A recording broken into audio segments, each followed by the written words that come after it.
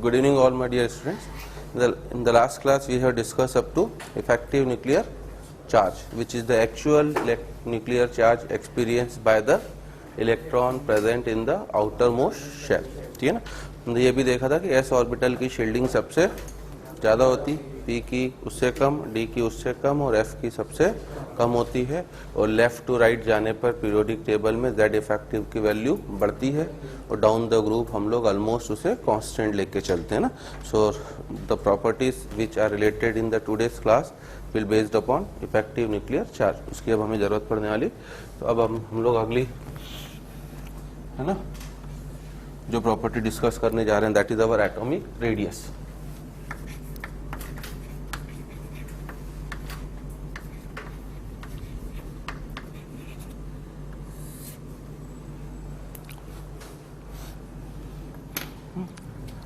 क्या मीनिंग है atomic radius का?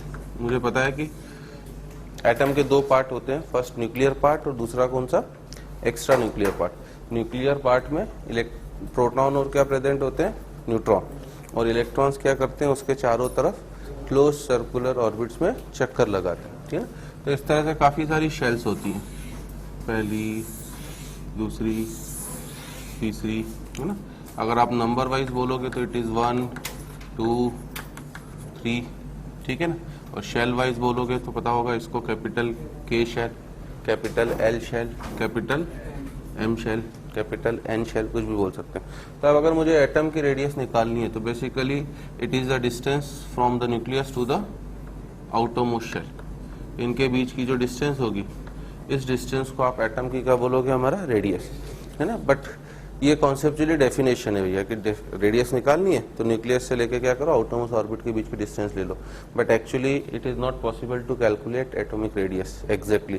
क्यों? सबसे पहली चीज, एटम इज टू स्मॉल, खूब छोटा होता है. दूसरी चीज, ये तो मैंने एम शेल तक ही बनाई है, जबकि होने को तो एटम में काफी सारी शेल्स होती हैं. एन की जो वैल्यू होती है वो 1 से लेकर कहाँ तक जा सकती है, इन्फिनिटी. और तीसरा कि इलेक्ट्रॉन का कौन सा नेचर होता है, वेव नेचर, अगर आपने सुना हो तो, है ना. तो कॉन्सेप्चुअली बोलने के लिए जरूर बोलेंगे it is the distance between nucleus and outermost shell, that is known as atomic radius. But actually हम लोग इसको डिटरमाइन नहीं कर पाते हैं, और हम लोग 4 तरह के रेडियस को डिस्कस करेंगे यहाँ पर. Covalent radius, von der Waals radius, metallic radius and ionic radius. Okay, so first of all write down the definition.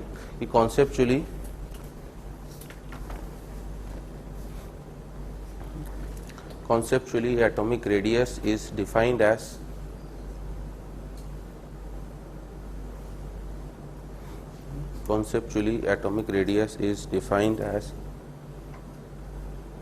distance between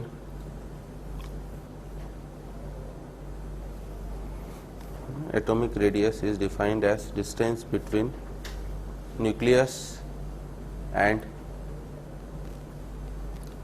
electron of outermost shell. Distance between nucleus and electron of outermost shell, but it is not possible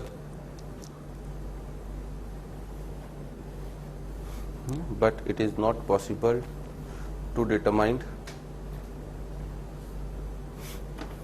exact value of atomic radius. It is not possible to determine exact value of atomic radius because there are 3 reasons. First reason is atom is too small.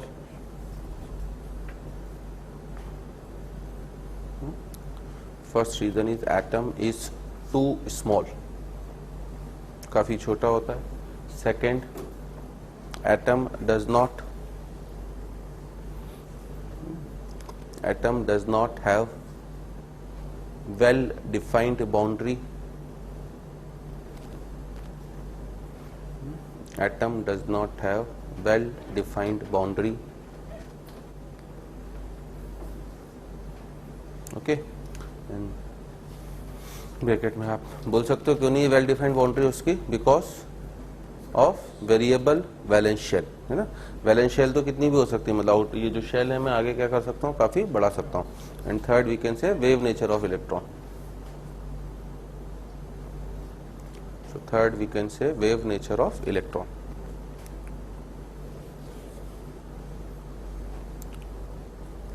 Okay, so नीचे लिखना, but we can calculate atomic radius,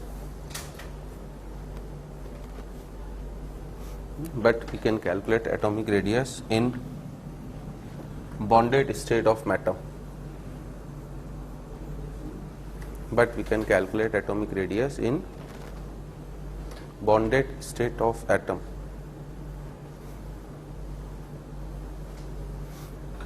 ठीक है, bonded state मतलब उसने किसी के साथ क्या कर लिया, आपका बॉन्ड बना लिया, और जब बॉन्ड बना लिया तो डेफिनेटली डिस्टेंस क्या हो जाएगी, उसकी फिक्स हो जाएगी, एक मिनिमम डिस्टेंस के ऊपर होंगे, तब मैं एटम की रेडियस को क्या कर सकता हूँ, आसानी से कैलकुलेट कर सकता हूँ. ओके, अब लिखना हमारा types of atomic radius.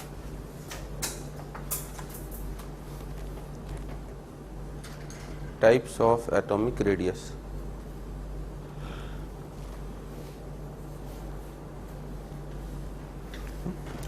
We have 4 types of atomic radius. First of all, mention the name. First one is our सबसे पहली एटॉमिक रेडियस है हमारी covalent radius. Okay, second one is your van der Waals radius. Third one is our metallic radius, and fourth one is our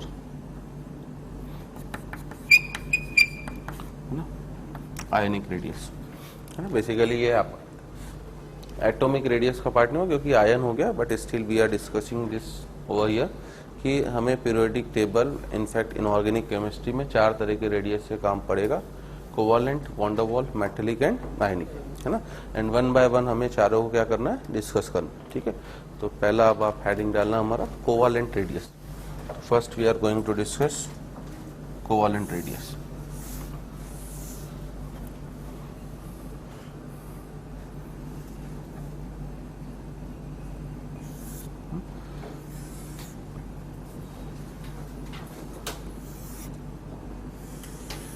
ठीक है, मान लीजिए ये कोई आपका कंपाउंड है, कोवालेंटली बॉन्डेड है.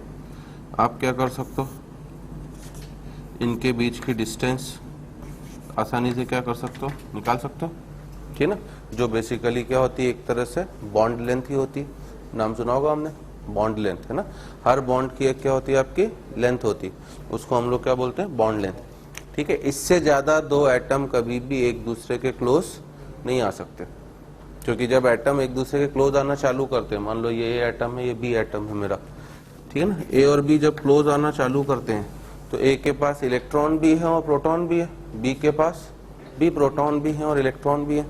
प्रोटॉन प्रोटॉन में क्या होगा, इलेक्ट्रॉन इलेक्ट्रॉन में रिपल्शन, प्रोटॉन इलेक्ट्रॉन में अट्रैक्शन. ठीक है ना, तो इसके प्रोटॉन इसके इलेक्ट्रॉन में अट्रैक्शन, इसके इलेक्ट्रॉन इसके प्रोटॉन में भी अट्रैक्शन, इसके प्रोटॉन इसके प्रोटॉन में रिपल्शन, इसके इलेक्ट्रॉन में भी रिपल्शन. तो जब एटम 2 क्लोज पास आना चालू करते हैं, ये हम लोग केमिकल बॉन्डिंग में भी देखेंगे, तो होता क्या है, यहाँ पर अट्रैक्शन फोर्स भी चल रहा है और रिपल्शन फोर्स भी. ठीक है ना, अगर वो पास आ रहे हैं इसका मतलब ही क्या है, अट्रैक्टिव फोर्स डोमिनेट कर रहा है ओवर रिपल्सिव फोर्स, तभी तो क्या होते जा रहे हैं, पास आते जा रहे हैं. और जैसे जैसे पास आते जाएंगे तो एक पर्टिकुलर क्या होता जाएगा, डिस्टेंस उनके बीच की क्या होती जाएगी, कम होती जाएगी. है ना, बॉन्ड लेंथ वो डिस्टेंस होती है जहां पर अट्रैक्टिव फोर्स और रिपल्सिव फोर्स जस्ट बराबर हो जाते हैं. और बराबर होने का मतलब क्या हो गया, अब इसके ज्यादा पास एटम नहीं आ सकते. अगर आपने जबरदस्ती लाने की कोशिश करी तो उल्टे कौन से फोर्सेस लगने चालू हो जाएंगे, रिपल्सिव फोर्सेस, और आपका एटम क्या हो जाएगा, हमारा अनस्टेबल. ठीक है ना, तो हर एटम के लिए, हर मॉलिक्यूल के लिए एक बॉन्ड लेंथ मतलब 2 एटम के बीच की डिस्टेंस क्या है, पहले से फिक्स है. तो अगर मुझे ये बॉन्ड लेंथ मतलब डिस्टेंस पता है तो इसका आधा कर दूं मैं, तो वो आधा ही क्या कहलाएगी मेरी इसकी कोवालेंट रेडियस, क्योंकि ये किस तरह से बॉन्डेड है, हमारा कोवालेंटली बॉन्डेड है ना. तो सिंपल सी डेफिनेशन आती है, half of the distance between 2 atoms in a covalently bonded molecule is known as what, covalent radius, है ना. तो first you draw the diagram.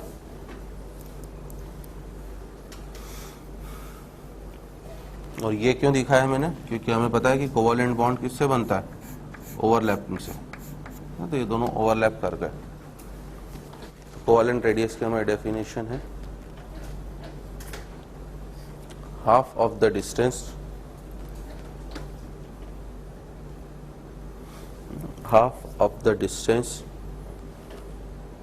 half of the internuclear distance है ना, ये न्यूक्लियस के बीच की डिस्टेंस है, तो also mention half of the internuclear distance between two atoms, half of the internuclear distance between two atoms bonded by a covalent bond, half of the internuclear distance between two atoms bonded by a covalent bond is known as covalent radius. ठीक है ना, तो यहाँ पर अगर मैं मान लेता हूँ कि अभी एट प्रेजेंट कि दोनों सेम एटम है, तो अगर मुझसे कोवालेंट रेडियस ऑफ ए पूछी जाती है तो कोवालेंट रेडियस ऑफ ए जो हो जाएगा इस डिस्टेंस का आधा, दैट इज d/2.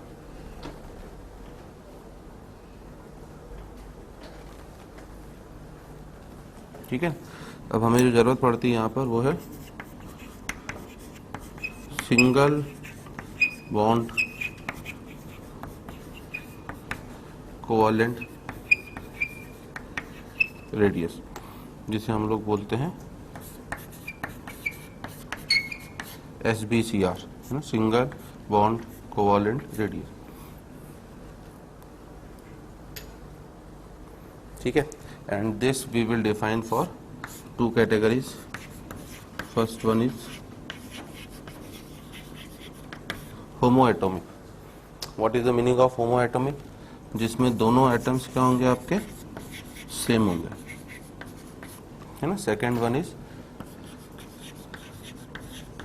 हेटेरोएटॉमिक. तो हेटेरोएटॉमिक का मतलब क्या होगा, जिसमें दोनों एटम्स क्या होंगे, मेरे डिफरेंट होंगे.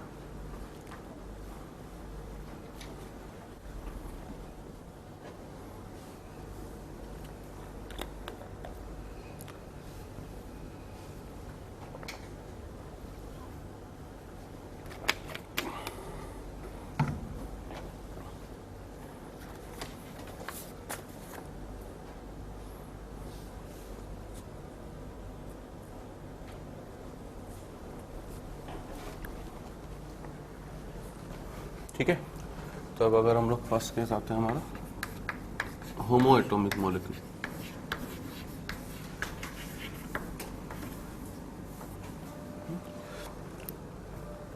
इन homoatomic both the atoms are same.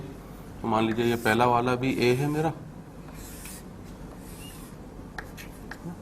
और दूसरा वाला भी ए है, और ये इन दोनों के बीच की डिस्टेंस है.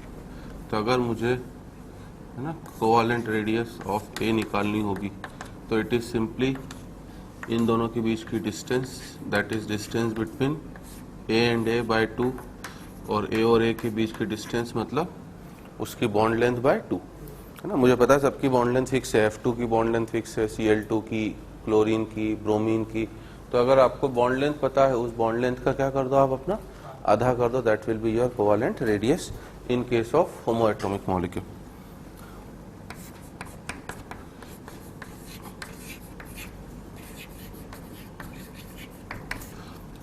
And second, if I am going for heteroatomic molecule,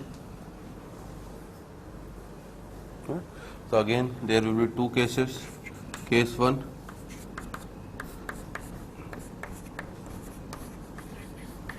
En is same. What is the meaning of En? Electronegativity. तो अगर हेटेरोएटॉमिक है तो उसमें दो केसेस हो सकते हैं कि इलेक्ट्रोनेगेटिविटी सेम भी हो सकती है, इलेक्ट्रोनेगेटिविटी अलग अलग भी हो सकती है. ठीक है ना, तब आपके पास दो अलग अलग एटम है, एक ए का एटम है, एक बी का atom. This is your atom A, this is your atom B, है ना. यहाँ से लेके यहाँ तक की ये जो होगी that is our distance between A and B. ठीक है, तो इसका सीधा सीधा अगर होमोएटॉमिक मॉलिक्यूल है तो distance between A and B जो हो जाएगी, it will be equal to covalent radius of A plus covalent radius of किसके, बी के बराबर हो जाएगी, क्योंकि इलेक्ट्रोनेगेटिविटी क्या है, सेम है। अगर इलेक्ट्रोनेगेटिविटी अलग अलग होती तो क्या होता, ये थोड़ा सा और क्या हो जाता, डिस्टेंस इनके रेडियस के सम से कम हो जाती। क्यों, इलेक्ट्रॉन क्या हो जाते हैं, एक एटम दूसरे एटम को इलेक्ट्रॉन को अपनी तरफ खींचता, इलेक्ट्रोनेगेटिविटी होते है कि इलेक्ट्रॉन को अट्रैक्ट करने की टेंडेंसी। तो अगर वो खींचता तो डेफिनेटली दूसरे का इलेक्ट्रॉन क्लाउड क्या हो जाता, और भी पास आ जाता, और उनके बीच की डिस्टेंस पहले से कम हो जाती, ठीक है ना। तो अगर सेकेंड पॉसिबिलिटी को देखें हम लोग, इलेक्ट्रोनेगेटिविटी इज डिफरेंट, डायग्राम यही रहेगा, तब जो होगा distance between A and B, it will be equals to R A plus R B minus 0.09 chi A minus chi B. तो ये फॉर्मूला हमारे लिए इम्पॉर्टेंट हो जाता है ना, R A plus R B minus 0.09 into chi A minus chi B, and it is known as Stevenson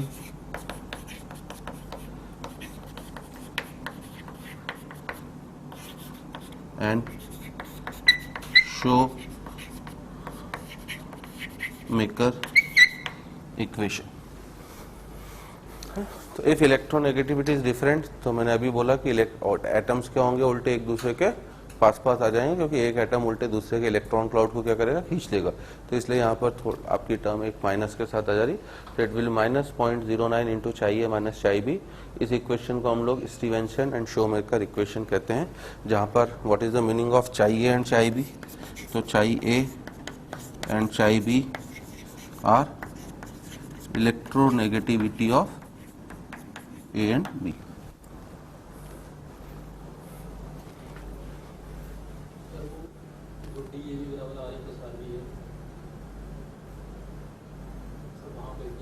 आप हाँ, तो सर मतलब डी बराबर R plus R B minus वो डिस्टेंस जो मतलब जो कट कर रहे हैं दोनों वो बिल्कुल जहाँ वो मतलब इंटरसेक्शन पॉइंट की डिस्टेंस है। We are defining radius as half of the internuclear distance, ठीक है ना। इसका जो आधा होगा यहाँ से लेकर यहाँ तक, ये किसकी रेडियस है, मेरी ए की। तो यहाँ पर भी सिमिलरली यहाँ से लेकर यहाँ तक आधा जो होगा वो किसकी रेडियस होगी, ए की। और ये जो रेडियस होगी बची हुई किसकी होगी, वो बी की। तो जो ए और बी के बीच की डिस्टेंस होगी वो सिंपली दोनों के किसके बराबर हो जाएगी, मेरा सम के बराबर हो जाएगी।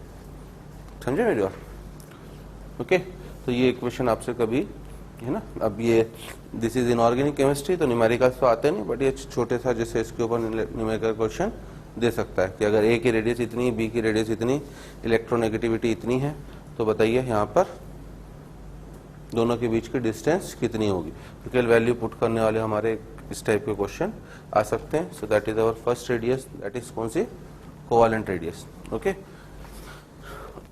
सेकेंड, अब हम लोग जाते हैं van der Waals radius.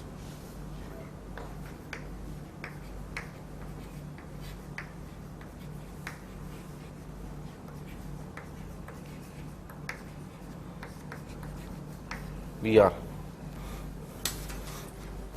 If you remember, आपने ऑर्गेनिक केमिस्ट्री में एक टर्म सुना होगा, स्टेरिक रिपल्शन, है ना, स्टेरिक इनिबिशन ऑफ रेजोनेंस या स्टेरिक हिंड्रेंस या वॉन डर वाल स्ट्रेन वगैरह, है ना। तो बेसिकली होता क्या है कि मुझे बताइए, वॉन डर वाल फोर्स ऑफ अट्रैक्शन नाम तो सुना होगा, है ना। एक तो प्राइमरी बॉन्ड होते हैं हमारे, प्राइमरी बॉन्ड कौन कौन से होते हैं, कोवालेंट, आयनिक एंड कोऑर्डिनेट। और फिर सेकेंडरी बॉन्ड भी होते हैं, जैसे H2 का मॉलिक्यूल है, एक H2 का मॉलिक्यूल ये रहा, एक H2 का मॉलिक्यूल रहा, ये रहा। मेरे पास H2 के काफी सारे मॉलिक्यूल हैं, तो डेफिनेटली H2 के दो मॉलिक्यूल के बीच की डिस्टेंस भी क्या होगी, आपस में फिक्स होगी। अरे मेरी बात समझ में, कि इस डिस्टेंस से ज्यादा पास दोनों मॉलिक्यूल नहीं आ सकते। तो दो H2 के जो मॉलिक्यूल हैं, जिनके आपस में भले बीच में बॉन्ड नहीं है, ठीक है, बट इनके बीच में कौन सा फोर्स ऑफ अट्रैक्शन है हमारा, वॉन डर वाल फोर्स ऑफ अट्रैक्शन, जिसे कौन सा फोर्स बोला जाता है, सेकेंडरी फोर्स, ठीक है, सुना होगा आपने। तो अगर आपको वॉन डर वाल रेडियस निकालनी है, तो इसके न्यूक्लियस अगले वाला जो नियरेस्ट मॉलिक्यूल है, दोनों के न्यूक्लियस के बीच की क्या कर लो, डिस्टेंस निकाल लो, और उसका क्या कर दीजिए, आधा। That will be known as our क्या, वॉन डर वाल रेडियस। मतलब इनडायरेक्टली ये कौन सी स्टेट में डिफाइंड होगी, नॉन बॉन्डेड स्टेट में, कौन सी स्टेट में? नॉन बॉन्डेड, क्योंकि अब इनके बीच में कोई भी बॉन्ड नहीं है और नहीं आपस में चिपके हुए, डेफिनेटली कुछ डिस्टेंस पर होंगे। इसी वजह से हम लोग वॉन डर वाल स्ट्रेन का नाम ऑर्गेनिक केमिस्ट्री में जो बार बार आप स्ट्रेन बोलते हो ना कि स्टेरिक हिंड्रेंस हो रहा है, वो steric hindrance basically von der Waals strain ही होता है, क्योंकि दो मॉलिक्यूल कभी भी एक दूसरे से एक मिनिमम डिस्टेंस से ज्यादा पास नहीं आ सकते। जैसे दो एटम नहीं आ सकते, क्योंकि दो एटम की मिनिमम डिस्टेंस जो होती है वो किसके बराबर होती है? Bond length. उससे ज्यादा पास ले आए तो उनके बीच में उल्टे क्या चालू हो जाएगा? रिपल्शन।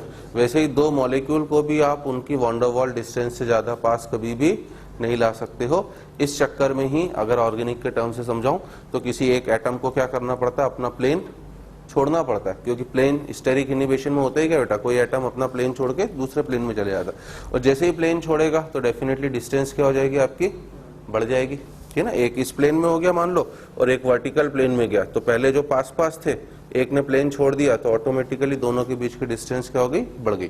तो इसका मीनिंग समझ में आया हमें? It is defined as half of the internuclear distance between two adjacent molecules in non bonded state. ठीक है, तो just note down the definition. It is defined as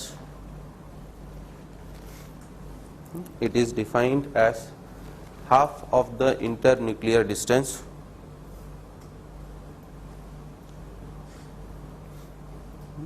it is defined as half of the internuclear distance between two nearest half of the internuclear distance between two nearest molecules in non-bonded state. Half of the internuclear distance between two nearest molecules in non-bonded state.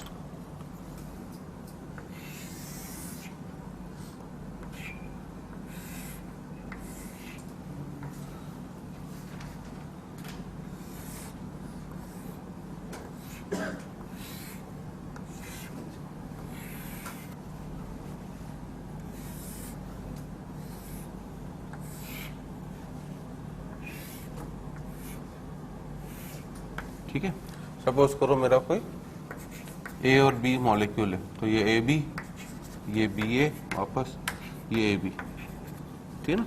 तो ये हमारे कुछ particular minimum distance पर होंगे, non bonded state है। अगर मुझे von der Waals radius of B निकालनी होगी तो मुझे डिस्टेंस भी किस किस के बीच की लेनी पड़ेगी? बी और बी के बीच की डिस्टेंस, ठीक है ना। तो दो एडजेसेंट मॉलिक्यूल में बी और बी के जो नियरेस्ट डिस्टेंस है उसका आधा, this is the distance between किस किस के बीच में? B and B. तो अगर मुझे von der Waals radius of B बतानी होगी तो it is distance between B and B जो है उसका क्या कर दूं मैं? आधा। और अगर मुझे ए की बतानी होगी तब मुझे डिस्टेंस भी किस किस के बीच की लेनी पड़ेगी? ए और ए के, है ना। इंटरन्यूक्लियर डिस्टेंस इसलिए बोली जाती है क्योंकि एटॉमिक रेडियस की डेफिनेशन ही क्या दी हमारा? न्यूक्लियस से लेकर कहां तक के बीच की डिस्टेंस? आउटरमोस्ट शेल के इलेक्ट्रॉन। तो डिस्टेंस हमेशा न्यूक्लियस से लेनी है। So this is the distance between किस किस के बीच की? A and A. तो अगर आप इसका आधा कर दोगे तो that will be your van der Waals radius of किसकी? ए की। Clear? Okay, so this is our van der Waals radius जो नॉन बॉन्डेड स्टेट में डिफाइन होती है। अब definitely von der Waals radius बड़ी होगी, कोवेलेंट रेडियस बड़ी होगी?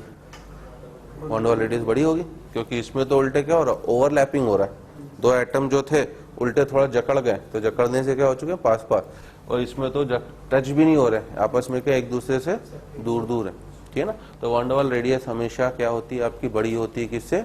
कोवेलेंट रेडियस से। और वैसे भी मुझे पता है कि वॉन डर वाल फोर्स ऑफ अट्रैक्शन जो होता है it is a weak force of attraction as compare to किसके? कोवेलेंट। कोवेलेंट, कोऑर्डिनेट और आयनिक, ये तो प्राइमरी मेन बॉन्ड होते हैं। ये तो कौन सा बॉन्ड है आपका? सेकेंडरी, क्योंकि ये मॉलिक्यूल बनने के बाद एग्जिस्टेंस में आ रहा है। मॉलिक्यूल बनने के लिए पहले एटम के बीच में तो बॉन्ड बने, तो एटम के बीच में जो बॉन्ड बनता है वो प्राइमरी बॉन्ड, मॉलिक्यूल के बीच में जो बॉन्ड बन रहा है that is our secondary bond, ठीक है ना। अब जैसे इनर्ट गैस की बात करें तो इनर्ट गैस के लिए केवल कौन सी रेडियस डिफाइंड होगी? वॉन्डरवॉल, क्योंकि वो तो बॉन्ड बनाते ही नहीं, ठीक है ना, पहली चीज। दूसरा कि ये सॉलिड स्टेट में डिफाइंड होती है। तीसरा, वॉन्डरवॉल रेडियस मेटल के लिए डिफाइंड नहीं हो सकती, क्योंकि मेटल इतनी दूर दूर हो ही नहीं सकते। मेटल के एटम्स तो क्या होते हैं, स्फेरिकल, वो ओवरलैप भले नहीं करते हैं बट एक दूसरे को क्या करते हुए चलते हैं, टच करते हुए, जो आपने सॉलिड स्टेट में पढ़ा होगा, HCP पैकिंग, CCP पैकिंग, आ रहा नाम याद कुछ आपको? तो मेटल के एटम एक दूसरे को एट द मैक्स क्या कर सकते हैं, टच कर सकते हैं। ये तो ओवरलैपिंग है, ये टच ही नहीं कर रहे हैं, और मेटल के एटम क्या करेंगे, आपस में टच करेंगे। तो तीनों डेफिनेशन बिल्कुल एंटायरली एक दूसरे से डिफरेंट है, जो हम आसानी से याद रख सकते हैं।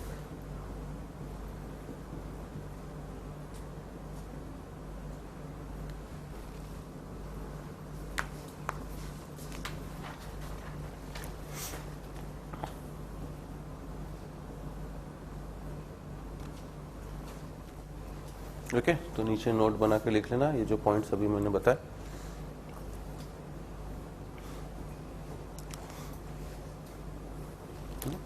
तो नीचे नोट बना के लिख लेना। अब हमारा फर्स्ट पॉइंट है हमारा कि वी आर मतलब van der Waals radius, it is defined only for solid state, it is defined only for solid state.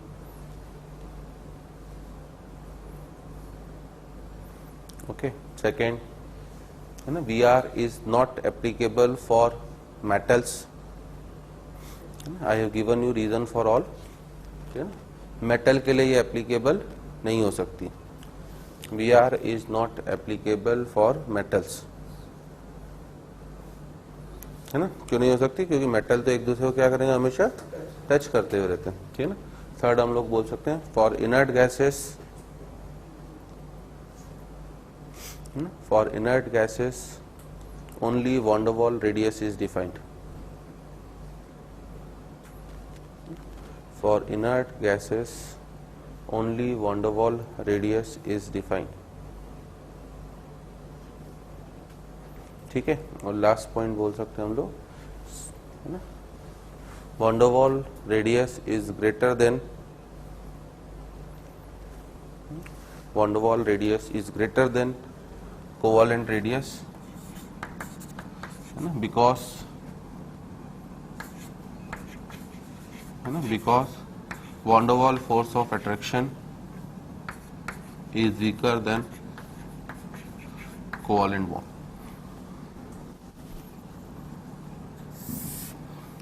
तो all the 4 points are important, specially third and fourth कि इनर्ट गैसेस के लिए केवल van der Waals radius होगी, और चौथा आपका कि वॉन्डरवॉल रेडियस हमेशा कोवेलेंट रेडियस से बड़ी होगी, because van der Waals force of attraction is weaker than किससे, हमारा कोवेलेंट बॉन्ड।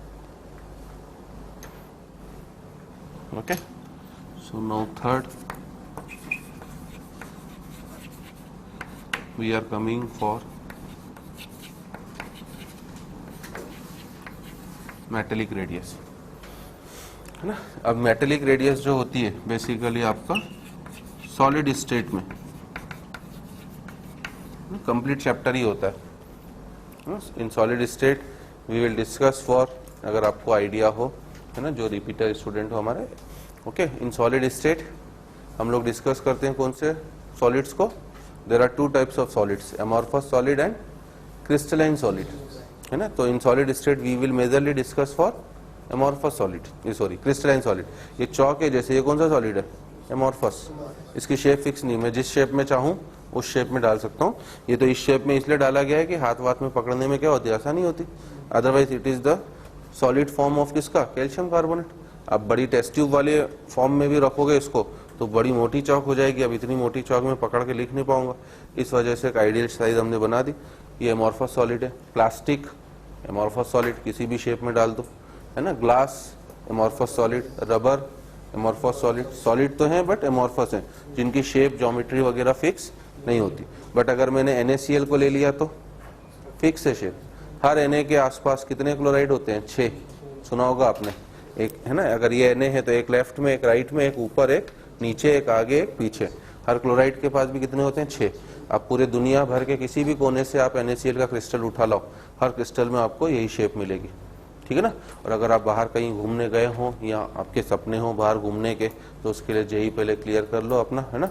तो बाहर घूमने जाओगे तो बाहर से लोग खूब सारे ग्लासेस के वास हो गए, डिफरेंट वैरायटी के ग्लासेस खरीद के लाते हैं, सबकी शेप क्या होती है, अलग अलग होती है। तो ये डिफरेंस है किसका, amorphous solid and crystalline solid का, ठीक है ना। तो सॉलिड स्टेट में हम लोग क्रिस्टलाइन सॉलिड पढ़ते हैं, और क्रिस्टलाइन सॉलिड फिर से 4 तरह का होता है, मेटेलिक सॉलिड, आयोनिक सॉलिड, ठीक है ना, covalent solid and molecular solid. और उसमें हम लोग मेटेलिक सॉलिड को डिटेल में वहां पर पढ़ते हैं कि कोई भी जो मेटल होती है, कोई सी भी ले लो, पीरियोडिक टेबल में आप सभी को पता होगा कि 78% तो क्या है, मेटल है। And if you have long form of periodic table जो आपने घर में अगर चिपका दिया हो, तो आप देख सकते हो लिथियम मेटल को देखोगे तो उसके नीचे ये भी लिखा होता है कि ये किस तरह की शेप में क्रिस्टलाइज होती है। सोडियम देखोगे तो नीचे लिखा होगा कि ये सीसीपी में होती है कि बीसीसी में, जैसे सोडियम क्रिस्टलाइज होती है किसमें, बीसीसी। नीचे वाली सभी पोटेशियम, रुबिडियम, सीजियम, ये सब क्रिस्टलाइज होती हैं आपकी सीसीपी में, ठीक है ना। तो जब भी कोई भी मेटेलिक क्रिस्टल होता है, मेटेलिक क्रिस्टल में होता है क्या भैया कि इस तरह से मेटल के एटम एक दूसरे से क्लोजली क्या रहते हैं, टच करते हुए रहते हैं, ओवरलैपिंग नहीं हो रही है। और ये पूरा 3D होता है। What is the meaning of 3D? ये केवल ऐसे ऊपर नीचे नहीं होंगे, है ना, ये मतलब एक के नीचे एक नहीं होंगे, ये तो पूरा 3D मतलब ऊपर भी होगा और नीचे भी होगा, है ना। बस ओवरलैप नहीं करेंगे, ठीक है, टच जरूर करेंगे। तो अगर ये मेरा मान लीजिए मेटेलिक लैटिस है, this is my metallic lattice, है ना। तो इस मेटेलिक लैटिस में जो दो आपके नियरेस्ट मेटल एटम्स है, उनके बीच की क्या कर लो आप, है, डिस्टेंस निकाल लो। इस डिस्टेंस का जो आधा होगा दैट इज नोन एज के हमारा मेटेलिक रेडियस। आ रही मेरी बात समझ में, है ना। तो first of all we will write down the definition, and what will be the definition? It is defined as half of the distance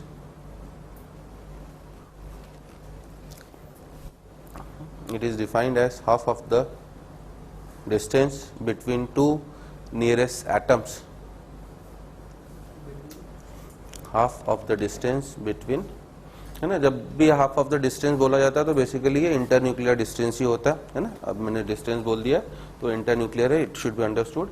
it is defined as half of the distance between two nearest atoms in closely packed metallic lattice, in closely packed metallic lattice. किसी भी metal का जो lattice होगा वो हमेशा closely packed होना चाहिए। Closely packed का मतलब एक दूसरे से इस तरह से टच करते हुए होना चाहिए। तो अगर मान लीजिए ये कोई मेरी मेटल ए है जिसका मैंने डायग्राम बनाया है, तो अगर मुझसे मेटेलिक रेडियस ऑफ ए पूछी जा रही है, तो मेटेलिक रेडियस ऑफ ए जो होगी मेरी वो किसके बराबर हो जाएगी, है ना, दो एटम के बीच की डिस्टेंस जो है उसका हाफ। तो it will be equals to d/2।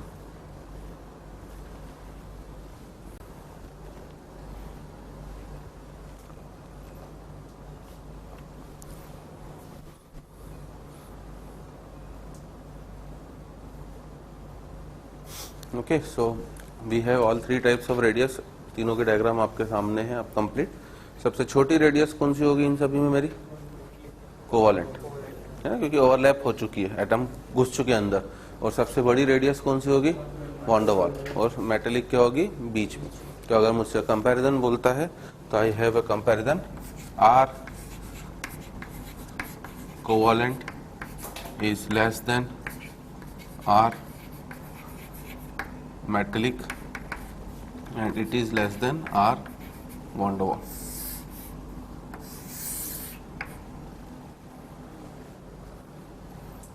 So in these 3 types of densities, the smallest density is covalent, फिर metallic आती है, फिर आती है हमारा van der Waal radius.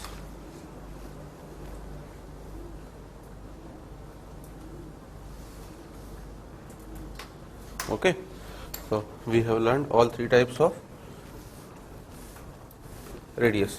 अब हमें देखना है कि इसमें पीरियोडिसिटी क्या होती है। Next we will write down periodicity in atomic radius.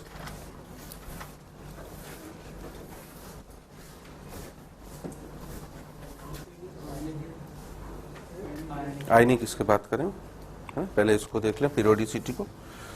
Next we are discussing periodicity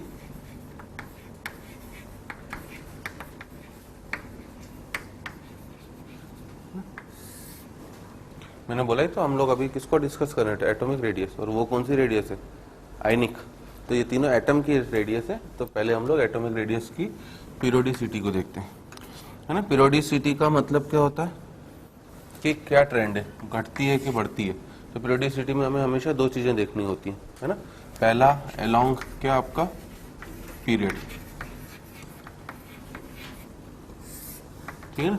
और पीरियड में हमेशा हम लोग कहां से कहां की तरफ जाएंगे, लेफ्ट टू राइट, ठीक है। जब आप किसी भी पीरियड में लेफ्ट टू राइट जा रहे हो तो हमने लास्ट क्लास में क्या बोला था, इफेक्टिव न्यूक्लियर चार्ज बढ़ता जाएगा कि कम होता जाएगा, बढ़ता जाएगा। अगर इफेक्टिव न्यूक्लियर चार्ज बढ़ गया मतलब न्यूक्लियस क्या कर रहा, ज्यादा अट्रैक्शन से आउटर मोस्ट शेल के इलेक्ट्रॉन को अपनी तरफ खींच रहा है। और अगर वो खींचेगा तो साइज लगातार क्या होती जाएगी, कम होती जाएगी, ठीक है ना। क्योंकि जितना ज्यादा तेजी से खींचेगा आउटर शेल इलेक्ट्रॉन उतने ही क्या आते जाएंगे, पास आते जाएंगे। और वो पास आ गए तो साइज ऑटोमेटिकली क्या हो जाएगी, कम, है ना। तो लिख लेना, है ना, कि on moving left to right in any period, on moving left to right in any period, Z effective increases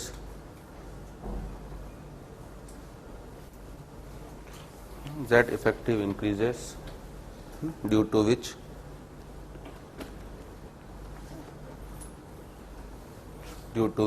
outer shell electrons are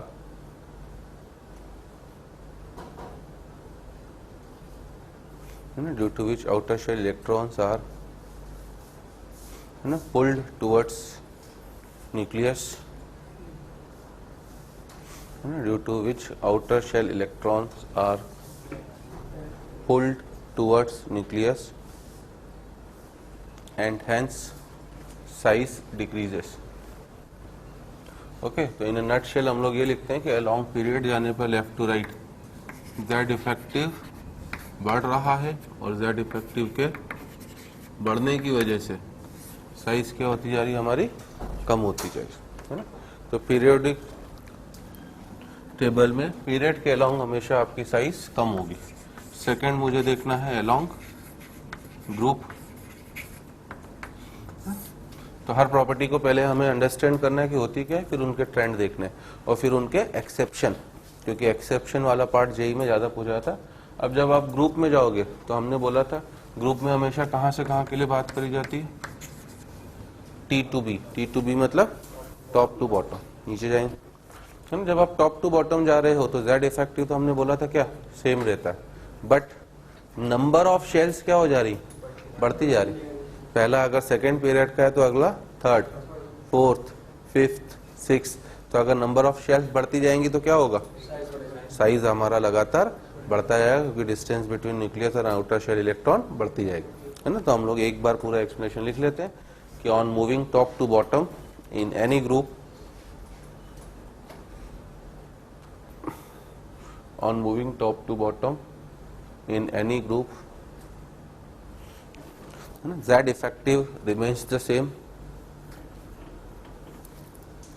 On moving top to bottom in any group, Z effective remains the same, but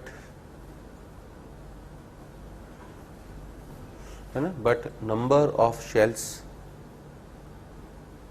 goes on increasing,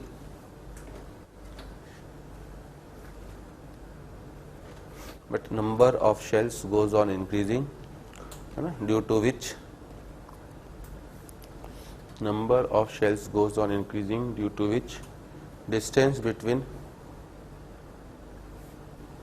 nucleus and outer shell electron increases. Distance between nucleus and outer shell electron increases and hence size increases.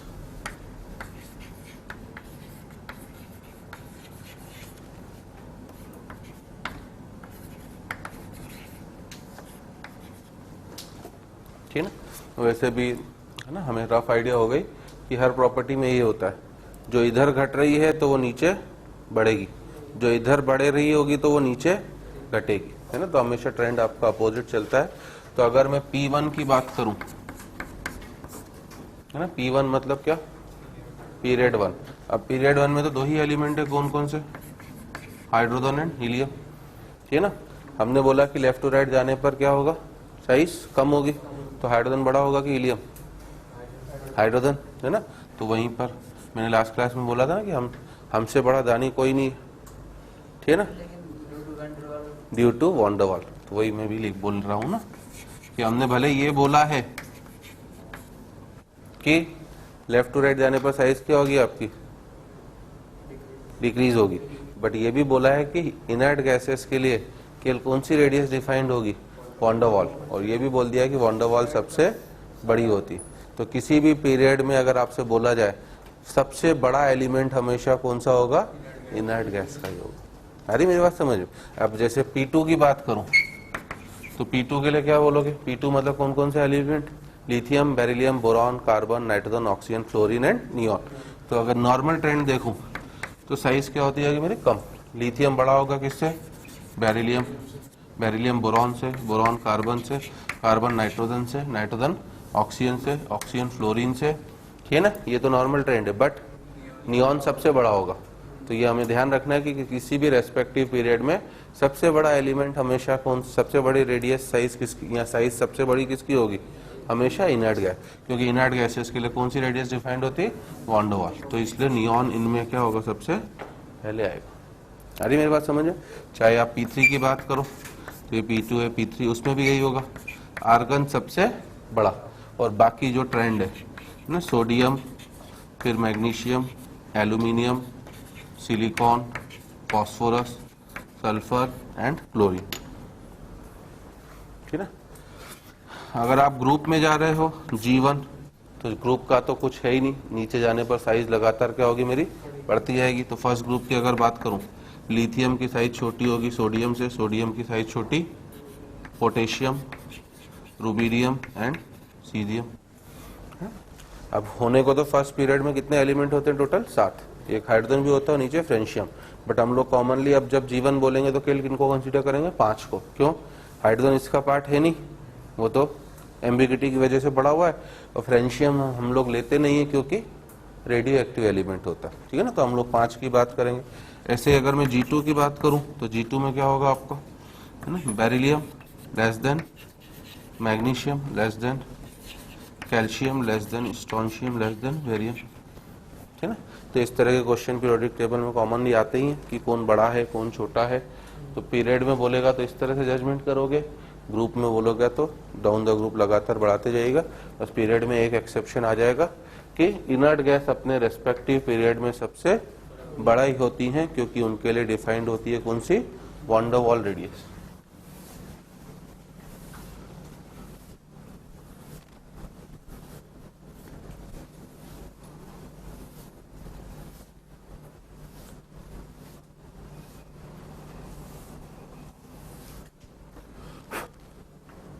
ठीक है ना। इसके बाद जो सबसे important चीज आती है आपकी, वो होते हैं क्या, एक्सेप्शंस। कि कहां कहां पर आपको एक्सेप्शंस मिलेंगे, है ना। अब कहां कहां पर मुझे एक्सेप्शंस मिलेंगे,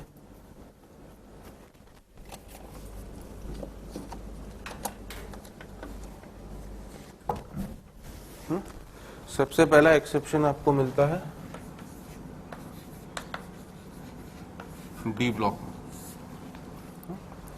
अब डी ब्लॉक में भी क्या होता है कि हमारे पास 4 सीरीज है, 3D, 4D, 5D and 5D।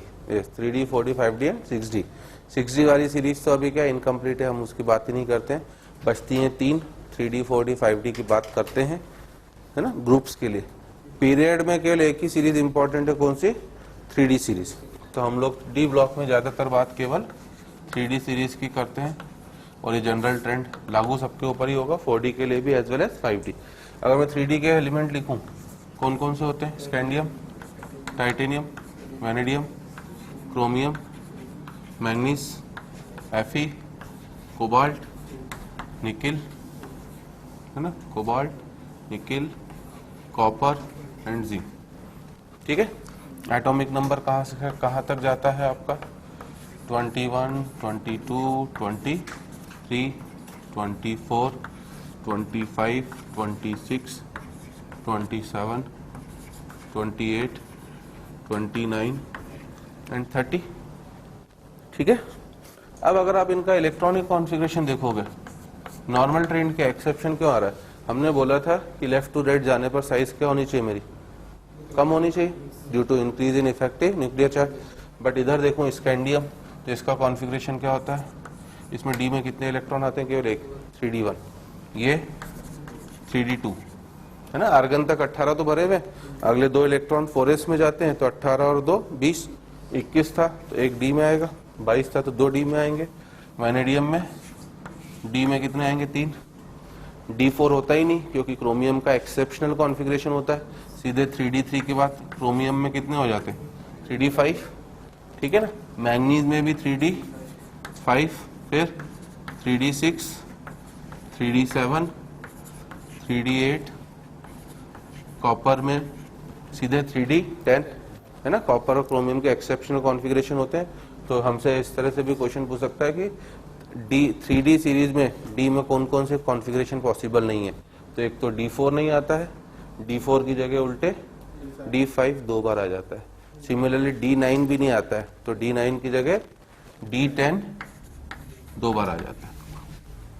आ रही मेरी बात समझ में?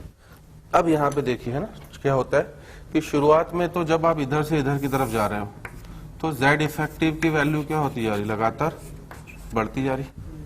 Z इफेक्टिव अगर बढ़ रहा है तो क्या होगा, साइज कम होगी। तो शुरुआत में तो जैसे मैं इधर से इधर तक गया साइज मेरी कम हुई, बट इसके बाद क्या हुआ ना, इसके बाद देखो 3d5 पूरी तरह से इलेक्ट्रॉन क्या हो चुके मेरे, भर चुके हैं। 3d6 आते ही क्या हो गया, अगले कमरे में भी एक और इलेक्ट्रॉन आ गया। डी में तो मुझे पता ही है ना, डी में क्या होते हैं मेरे पास, कितने ऑर्बिटल होते हैं डी सब शेल में, 5 होते हैं, पहला, दूसरा, तीसरा, चौथा, 5वां।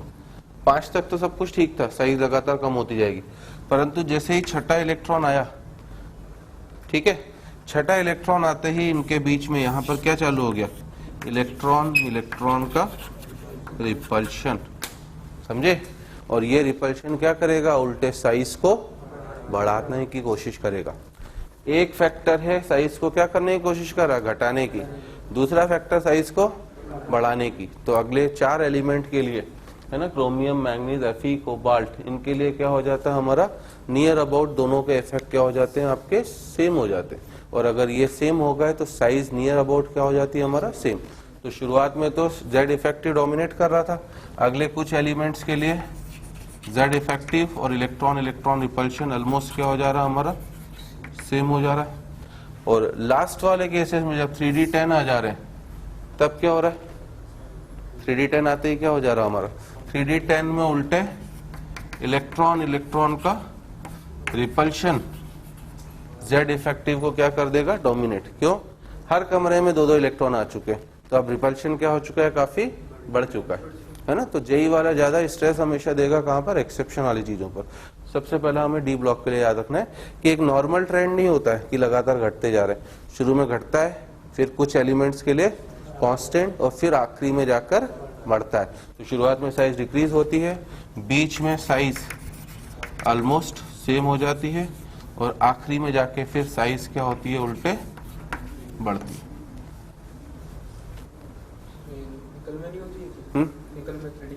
है ना, ठीक है ना। तो अब जो एग्जैक्ट ऑर्डर है वो तो मैं बता रहा हूँ आपको। पहले तो मैं एक ट्रेंड बता रहा हूँ कि फॉर फ्यू एलिमेंट्स साइज क्या होगी मेरी, इंक्रीज, नेक्स्ट फ्यू एलिमेंट्स के लिए साइज कांस्टेंट, और बाद में जाके क्या होगी, साइज बढ़ना चालू होगी। अब बढ़ने का मतलब डेफिनेटली यहीं से तो बढ़ेगी ना बेटा, ठीक है ना। तो एग्जैक्टली जो आपको याद रखने का, अगर कभी पूछ ले कौन सबसे बड़ा कौन छोटा, तो इस कुट्टी में जिंक वैसे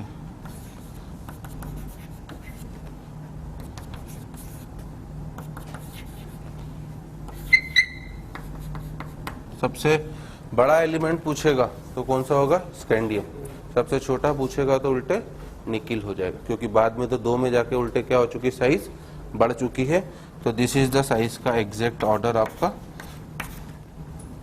ठीक है ना। याद रखने का तरीका भी है, इन दोनों को मिला के होते स्कूटी बना दो,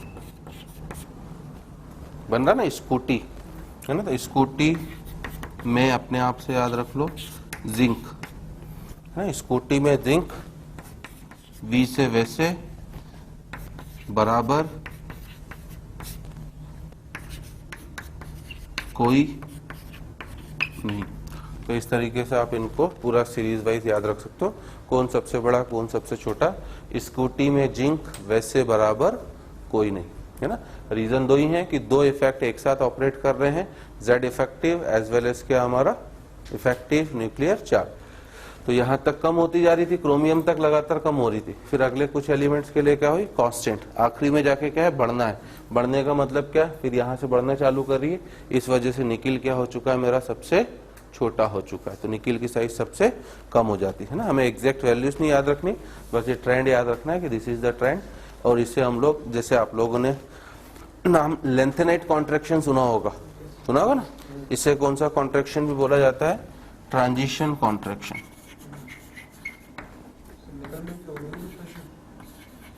हाँ होगा ना,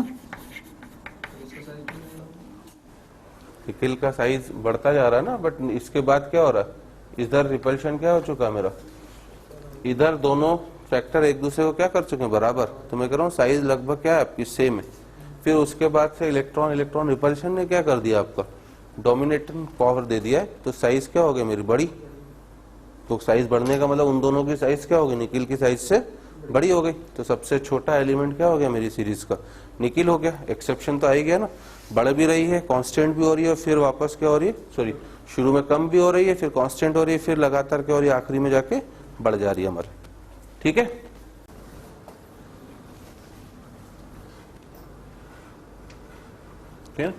after D block second exception आता है आपका बोरॉन फैमिली में, मतलब G13, ठीक है। अब बोरॉन फैमिली में क्या एक्सेप्शन होता है कि नॉर्मल अगर ट्रेंड से देखूं तो बोरॉन, एल्यूमिनियम, गैलियम, इंडियम और क्या आपका थैलियम, क्या ऑर्डर होना चाहिए साइज का हमारा, साइज नीचे जाने पर लगातार क्या होती जानी हमारी, बढ़नी चाहिए थी, है ना। बट एक्चुअल जो होता है ट्रेंड आपका यहाँ पर, वो होता है boron less than gallium less than aluminium less than indium less than thallium. There are 3 exception जो सबसे इंपॉर्टेंट है, सबसे ज्यादा पूछे जाते हैं, ठीक है ना। तो ये आपका पहला एक्सेप्शन आ गया यहाँ पर कि गैलियम की साइज उल्टे क्या हो चुकी है आपकी, कम हो चुकी है, किससे, एल्यूमिनियम से, ठीक है ना। और यहाँ पर एक्सेप्शन भले नहीं है, बट जो एक्चुअल साइज में डिफरेंस होना चाहिए, क्योंकि ये इंडियम है और वो क्या है आपका थैलियम, ये 5th पीरियड का, वो कौन सी पीरियड का, 6th पीरियड, ठीक है ना। तो यहाँ पर तो उल्टे साइज का एक्सेप्शन ही हो चुका है। यहाँ पर जो साइज डिफरेंस होता है दैट इज वेरी स्मॉल, जो एक्चुअली नंबर ऑफ शेल बढ़ने की वजह से इफेक्ट था वो नहीं आ रहा है, साइज क्या हो चुकी है, काफी कम हो चुकी है, ठीक है ना। अब इनके रीजन पूछे जाते हैं कि क्या रीजन है, तो this is your second exception. Reason ये हो गया कि गैलियम का एटॉमिक नंबर अगर आपको पता हो तो कितना होता है, 31, ठीक है ना। और सामने डी ब्लॉक आपके मैंने अभी समझाया, 30 तक क्या था आपका जिंक, उसके जस्ट बाद क्या आ रहा है आपका गैलियम आ रहा है, ठीक है ना। तो वो कहते हैं ना कि गेहूं के साथ क्या होता है, गुण भी पिस जाता है। तो ट्रांजिशन कॉन्ट्रैक्शन जो होता है, transition contraction is observed only in D block elements, और डी ब्लॉक के बाहर ये केवल और केवल किसमें ऑब्जर्व करा जाता है, गैलियम। मतलब वो जो कॉन्ट्रैक्शन का इफेक्ट चल रहा था वो गैलियम के ऊपर भी लग गया, तो गैलियम की साइज उल्टे क्या हो गई, कम हो गई, एकदम से डी आपका खत्म हुआ है और इलेक्ट्रॉन किसमें गया है आपका पी में। हमने बात करी थी कि डी की शील्डिंग क्या होती है, काफी कम। अगर डी की शील्डिंग कम हो गई तो न्यूक्लियस का अट्रैक्शन आउटरमोस्ट शेल के इलेक्ट्रॉन के ऊपर क्या हो गया, बढ़ गया, और साइज क्या हो गई हमारी, कम। तो इसमें साइज कम होने का रीजन तो ये है जो मैं लिखा भी रहा हूँ। यहाँ पर जो size difference is very small है, वो इसकी वजह से कि इसका एटॉमिक नंबर कितना है आपका, 49। If you remember the magic number, क्या थी मैजिक नंबर, 8, 18, 18 और 32, है ना। तो इसका तो 5 था एटॉमिक नंबर, इसका 13, फिर 18 का जंप मतलब 31, फिर 18 का जंप मतलब 49, और 49 के बाद 32 का जंप मतलब कितना 81, ठीक है। और लेंथेनाइट्स मेरे कहाँ से चालू हो जाते हैं 58 से लेकर कहाँ तक 71, ठीक है ना। तो यहाँ पे जो साइज डिफरेंस ज्यादा न होने का डिफरेंस है कि है ना, ऑलमोस्ट इनफैक्ट बराबर ही होती है, ऑलमोस्ट इनफैक्ट क्या होती है बराबर। हमें वैल्यूज से मतलब नहीं है, अगर मैं वैल्यूज बताऊं ना तो इसकी 85 होती है पिकोमीटर में, इसकी 135, इसकी 143, इसकी 167 और इसकी 170, ये साइज है पिकोमीटर में। जो आपको याद रखने की जरूरत नहीं, लिखने के लिए भले लिख लेना, कोई भी जरूरत है ना, आपको बस इतना ध्यान रखना है। तो आप देख सकते हो 167 और 170 ऑलमोस्ट क्या है सेम है। क्यों? क्योंकि यहाँ पर रीजन आ जाता है क्या लेंथेनॉइड कॉन्ट्रैक्शन, है ना। और लेंथेनाइड कॉन्ट्रैक्शन जो होता है ये क्या लेंथेनॉइड्स में नहीं लगता है, ये लेंथेनाइड, एक्टिनाइड और लेंथेनाइड के बाद जितने भी एलिमेंट आते हैं, मतलब 58 से लेकर 71 तक कौन से एलिमेंट होते हैं मेरे लेंथेनाइड, 71 के बाद भी जितने भी एलिमेंट आएंगे सबके ऊपर लेंथेनाइड कॉन्ट्रैक्शन लगेगा। ट्रांजिशन कॉन्ट्रैक्शन केवल और केवल किसमें लगता है डी ब्लॉक, और डी ब्लॉक के बाहर ये केवल एक ही एलिमेंट में लगेगा, किसमें गैलियम। इस वजह से वो गेहूं के साथ क्या हो गया हमारा घुन भी पिसा गया, ठीक है ना। तो ये this is our second exception which is again very very much important. तो 3 एक्सेप्शन है, तीनों ही काफी ज्यादा आपके इम्पोर्टेंट है, ठीक है ना। तो बता रहा हूँ, अभी लेंथेनाइड कॉन्ट्रैक्शन दिखा रहा हूँ, पहले ये नोट कर लो नीचे, और नीचे लिख भी लेना।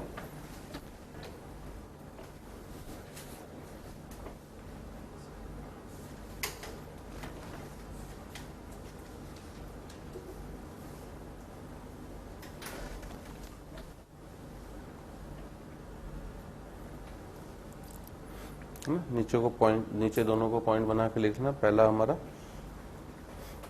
Small size of gallium,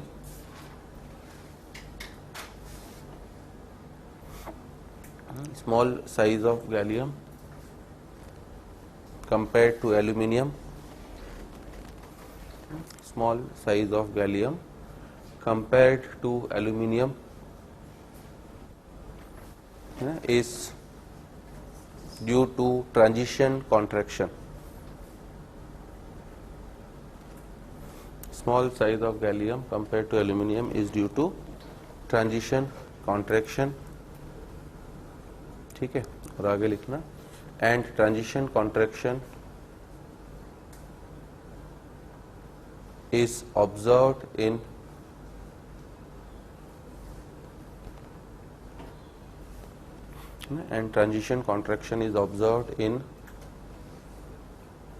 D block elements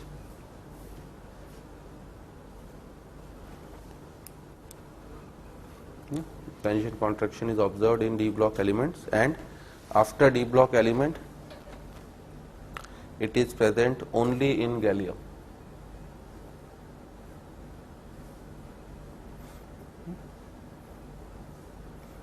After D block element it is present only in gallium. हमसे रीजन पूछे तो हमें हर एक का, वैसे तो एक्सेप्शन के बुक्स में के लिख के छोड़ दिए जाते हैं कि एक्सेप्शन है, ध्यान रखना ना। मैं जिनके बेस्ट पॉसिबल रीजन मुझे पता है वो मैं बताते भी चलूंगा। और सेकंड लिख लेना, है ना, very small size difference between indium and thallium.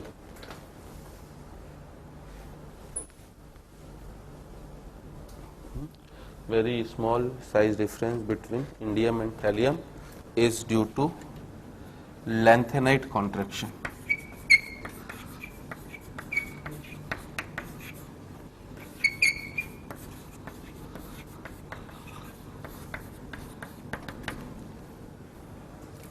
Very small size difference between indium and thallium is due to lanthanide contraction.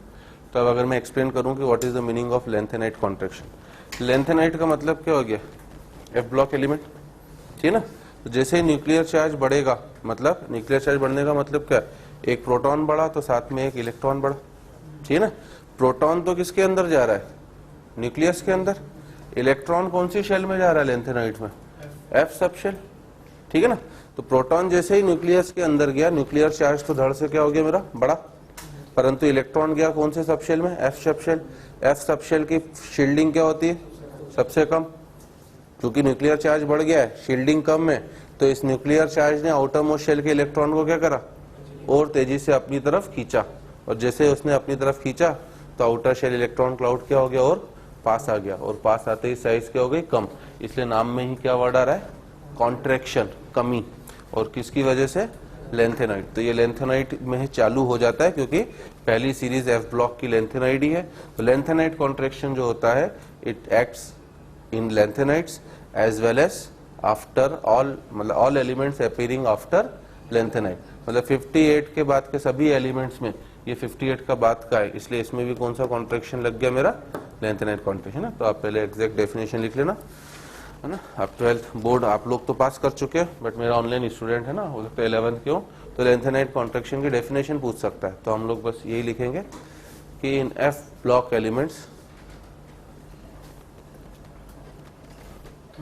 in F block elements with the increase of atomic number,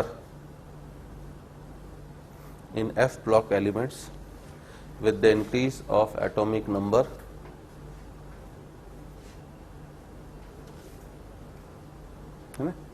extra proton goes into nucleus, extra proton goes into nucleus, due to which extra proton goes into nucleus, due to which nuclear charge increases, due to which nuclear charge increases, but extra electron, but extra electron goes into F subshell, but extra electron goes into F subshell which has very poor shielding,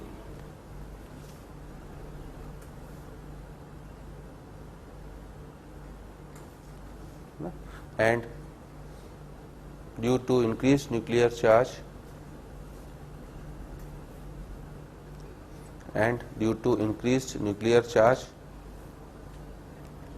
and less shielding,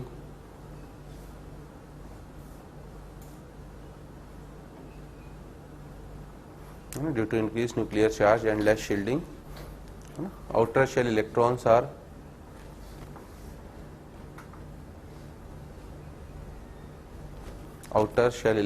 are tightly pulled by nucleus.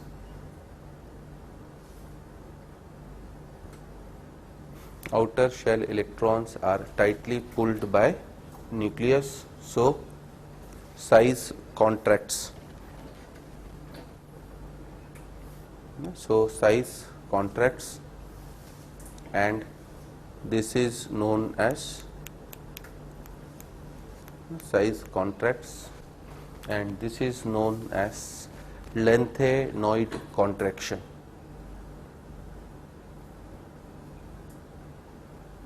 And this is known as lanthanoid contraction. ठीक है ना। और नीचे ये भी note बना के लिखना कि lanthanoid contraction occurs in, है ना। तो this is a note, remember lanthanoid contraction occurs in lanthanoids as well as all elements. Lanthanoid contraction occurs in lanthanoids as well as all elements appearing after lanthanoids. Lanthanoid contraction occurs in lanthanoids as well as all elements occur after lanthanoid.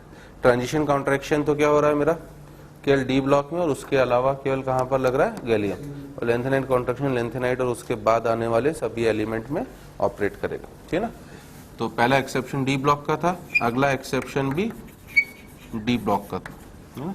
तो only difference कि वो period के लिए था, now it is for group, है ना। अगर मैं ग्रुप की बात करूं G3, ग्रुप 3 में कौन कौन से हैं, स्कैंडियम, इट्रियम और लेंथेना। ओके, G4 की बात करोगे तो G4 में क्या था, टाइटेनियम, जर्केनियम एंड हाफनियम है। इसका एटॉमिक नंबर तो है 21, इसका है 39, क्योंकि इनका क्या था आपका, है ना, इनकी मैजिक नंबर के 2 ही थी, 18 और 32, ठीक है ना। और इसका था 21 प्लस 18 39, इसका था कितना मेरा, हाँ नहीं 18 18 32, फर्स्ट 57, फर्स्ट वाले के लिए 18 18 और 32 था, बाकी सबके लिए 18 32। टाइटेनियम का कितना 22, तो अगर 18 बढ़ा दोगे तो 40, तो 18 और 72, 32 बढ़ा दोगे तो 72। अरे मेरी बात समझ में है ना। अब अगर मैं इसमें बात करूं, क्या लेंथेनाइट शामिल हुए, नहीं, क्योंकि लेंथेनाइट तो कहां से शामिल होते हैं, 58 से लेकर 71 तक। तो अगर मैं इनकी बात करूं G3 के लिए, तो G3 की साइज का ऑर्डर क्या होता है, स्कैंडियम की साइज छोटी होती है इट्रियम से, इट्रियम की साइज छोटी होगी किससे, La से, ठीक है। बट अगर आप G4 की बात करोगे तो G4 में क्या हुआ, टाइटेनियम की साइज छोटी होगी किससे, जर्केनियम से। डाउन द ग्रुप साइज क्या होनी चाहिए मेरी, बढ़नी चाहिए, तो टाइटेनियम छोटा, जर्केनियम बड़ा, परंतु जर्केनियम और हाफनियम की साइज लगभग बराबर हो जाती है। सुना होगा आपने, 4D और 5D की साइज ऑलमोस्ट सेम होती है। Again the reason is what, lanthanide contraction, क्योंकि लेंथेनाइट्स आ चुके हैं। अब क्या आ चुका है आपका 72। तो रिमेनिंग G4 से लेकर G12 तक हम लोग यही बोलेंगे कि टाइटेनियम तो छोटा है किससे, जर्केनियम से, बट जर्केनियम और हाफनियम की साइज ऑलमोस्ट सेम है। तो केवल G3 को छोड़कर बाकी सब एलिमेंट्स के लिए 4D और 5D की साइज हमेशा क्या मिलेगी आपको, सेम मिलेगी। एंड द रीजन इज वापस हमारा लेंथेनॉइड कॉन्ट्रैक्शन। ओके, तो दीज आर द 3 एक्सेप्शंस। पहला डी ब्लॉक का पीरियड 3 का, फिर डी ब्लॉक का ग्रुप्स का, एंड एक boron family. These are the 3 major exception of size.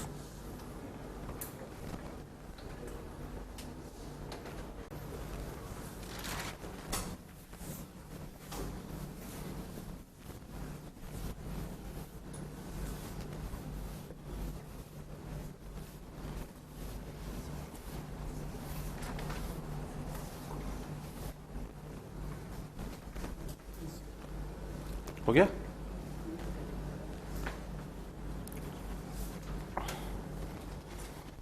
Okay, so last we are coming for which radius? Ionic radius.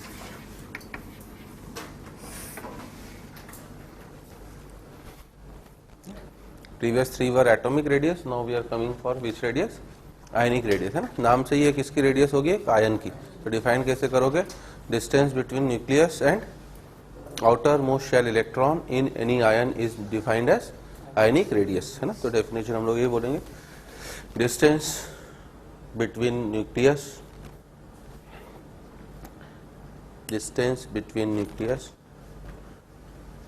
and electron of outermost shell, distance between nucleus and electron of outermost shell in any ion, outermost shell in any ion is known as ionic radius. In any ion is known as ionic radius, ठीक है। अब ion बनता कैसे है, ion बनता है 2 तरीकों से, है ना। नीचे लिख लेना, ion is formed by loss और gain of electron. Ion is formed by loss and gain of electron.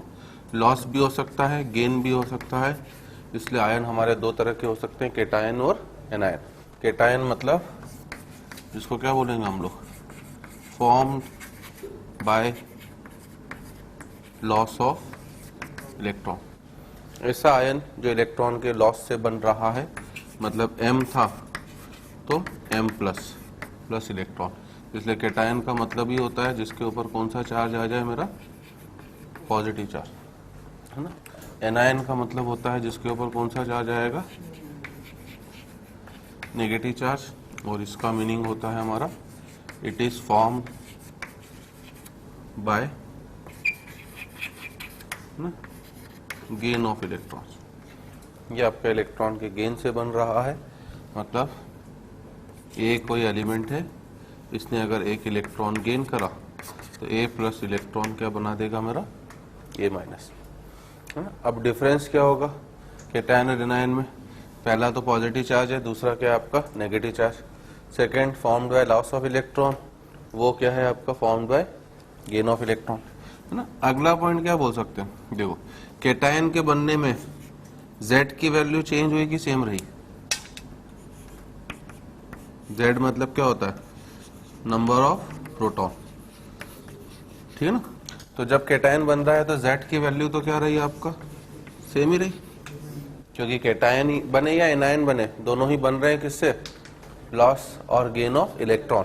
Z मतलब प्रोटॉन की नंबर चेंज नहीं हो रही, Z सेम है बट इलेक्ट्रॉन्स की नंबर क्या हो गई है ना, नंबर ऑफ इलेक्ट्रॉन्स क्या हो गए हैं, पहले से कम हो गए।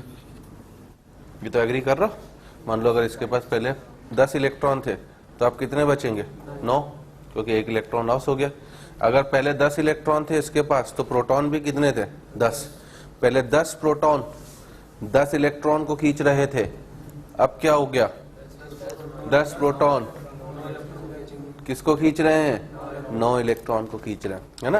तो पहले इसके पास Z ही प्रोटॉन थे और Z ही क्या थे, इलेक्ट्रॉन। बट अब M प्लस के पास क्या हो गया, प्रोटॉन तो अभी भी Z है बट इलेक्ट्रॉन कितने हो गए, Z -1, ठीक है। तो इसका मतलब क्या हो गया, Z इफेक्टिव क्या हो गया, बढ़ गया, हर इलेक्ट्रॉन के ऊपर अट्रैक्शन क्या हो गया, पहले से बढ़ चुका है। तो ये ध्यान रखिएगा, कैटायन बनने में हमेशा Z इफेक्टिव बढ़ता है, इसलिए कैटायन की जो साइज होती है ना, radius of cation is always smaller than radius of atom, क्योंकि कैटायन बनने में साइज हमेशा कम हो जाती है। और रीजन हम लोग सीधे सीधे बोलेंगे कि Z इफेक्टिव की वैल्यू पहले से बढ़ चुकी है। अब ये चीज एनायन में जाऊं तो अगर इसके पास A के पास शुरुआत में Z प्रोटॉन थे तो Z ही क्या होंगे इसके पास, इलेक्ट्रॉन। अब A माइनस में क्या हो गया, प्रोटॉन तो Z हो गए बट इलेक्ट्रॉन उल्टे Z +1 हो गए, क्योंकि इट इज फॉर्म बाय किससे, गेन ऑफ इलेक्ट्रॉन, ठीक है ना। तो दैट मीन मेरे पास नंबर ऑफ प्रोटॉन्स तो क्या रहे, सेम, ठीक है, बट नंबर ऑफ इलेक्ट्रॉन्स क्या हो गया, इंक्रीज, है ना। पहले 10 प्रोटॉन थे तो 10 ही इलेक्ट्रॉन, 10 को खींच रहे थे, अब क्या हो गया, प्रोटॉन तो 10 हो गए बट इलेक्ट्रॉन 11, प्रोटॉन तो 10 ही रहे, इलेक्ट्रॉन 11 हो गए, तो पर इलेक्ट्रॉन के ऊपर अट्रैक्शन पहले से क्या हो गया, कम हो गया। मतलब एनायन बनने के दौरान Z इफेक्टिव की वैल्यू क्या हो जाती, पहले से कम हो जाती। इस वजह से रेडियस ऑफ एनायन जो होती है वो बड़ी हो जाती है, किससे, रेडियस ऑफ एटम, है ना। तो एनायन हमेशा पेरेंट एटम से साइज में बड़ा होगा, कैटायन हमेशा पेरेंट एटम से साइज में क्या होगा आपका, छोटा होगा, ठीक है ना। तो that's why our complete order जो होता है, कैटायन की रेडियस सबसे कम, फिर एटम की, और फिर किसकी रेडियस, मेरा anion. Okay, so from here we will proceed in the next class.